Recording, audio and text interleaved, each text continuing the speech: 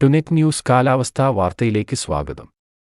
ബംഗാൾ ഉൾക്കടലിൽ മറ്റന്നാളോടെ പുതിയ ന്യൂനമർദ്ദം രൂപപ്പെടാൻ സാധ്യതയെന്ന് കേന്ദ്ര കാലാവസ്ഥാ നിരീക്ഷണ വിഭാഗം.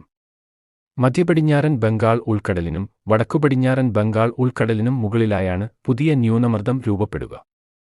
അതേസമയം ബംഗാൾ ഉൾക്കടലിൽ നിലവിലുണ്ടായിരുന്ന ന്യൂനമർദ്ദം ദുർബലമായി.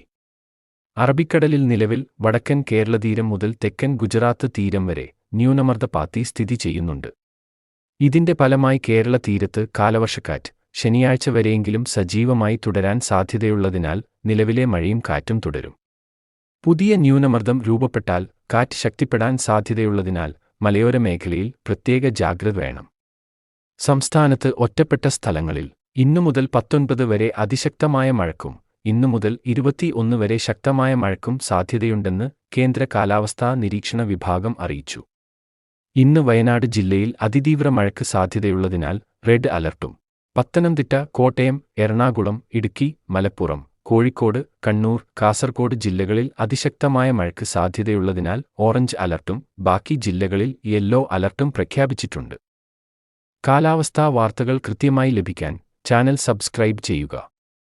നന്ദി.